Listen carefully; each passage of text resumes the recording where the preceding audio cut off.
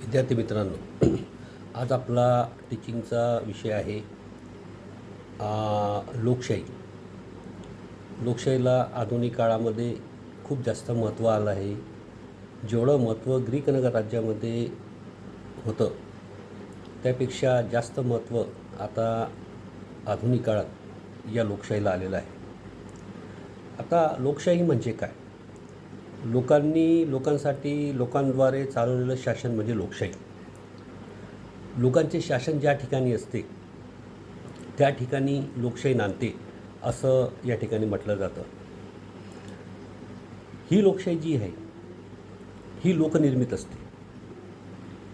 सत्ता ही जनतेच्या हातात असून प्रत्यक्ष किंवा अप्रत्यक्ष प्रतिनिधींद्वारे राज्यकारभार हा या लोकशाही व्यवस्थेमध्ये केला जात असतो. लोकशाहीचा महत्त्वाचा मुद्दा म्हणजे किंवा लोकशाहीचं ज्यामध्ये सर्वात महत्त्वाचं गुपित दडलेलं आहे ते म्हणजे लोकशाहीमध्ये तळागाळातील सर्व लोकांना, उच्चपासून तर खालच्या तळागाळातील सर्व लोकांना मतदानाचा हक्क असतो. स्वातंत्र्य, समता आणि निष्पक्ष निवडणुका या लोकशाहीमध्ये घेतल्या जात असतात. या तत्त्वांना खूप जास्त या ठिकाणी महत्त्व आहे. लोकशाहीचे तसे पाहिले तर दोन प्रकार आहेत.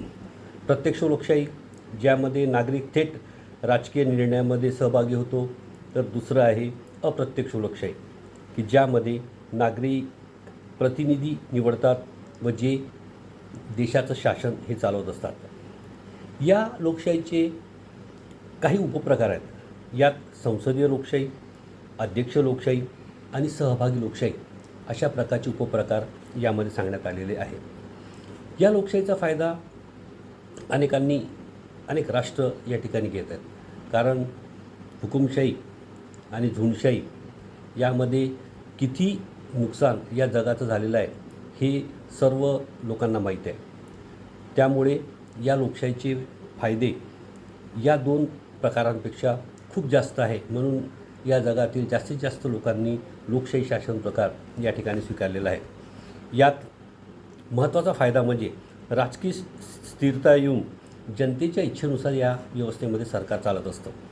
त्याचबरोबर प्रतिनिधींच्या माध्यमातून निर्णय घेत जात असल्याने कार्यक्षमता वाढते आणि कार्यक्षमता वाढली म्हणजे याचा परिणाम देशाच्या प्रगतीवर होतो. व शासन जे वेगवेगळ्या प्रकारचे नियोजन ठरवतं, विकासाचा आराखडा ठरवतो, त्या सर्व तत्वांमध्ये कार्यक्षमता वाढल्याने देशाची प्रगती ही मोठ्या प्रमाणामध्ये होत असते.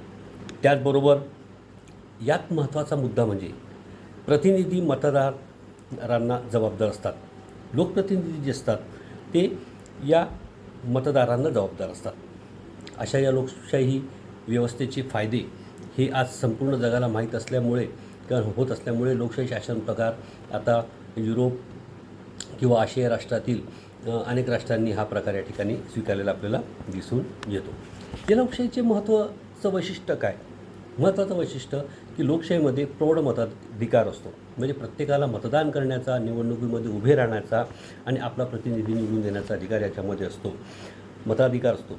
संसदीय व्यवस्था असते की ज्यामध्ये संसद असतं आणि संसदेच्या माध्यमातून देशाचा कारभार चालत असतो. त्याचबरोबर संघराज्य व्यवस्था असते, स्वतंत्र न्यायव्यवस्था असते, मूलभूत अधिकार व कर्तव्याला महत्त्वाचे स्थान असते व मुक्त व भीती मुक्त अशा निवडणुका या लोकशाहीमध्ये असतात. आणि अशा लोकशाही व्यवस्थेमध्ये या महत्त्वाची तत्त्वे असल्यामुळे लोकशाही शासन व्यवस्था ही अनेक राष्ट्रांनी आज जगामध्ये आपल्याला स्वीकारलेली दिसून येते. म्हणून लोकशाही व्यवस्था ही अत्यंत महत्त्वाची लोकशाही व्यवस्था आहे.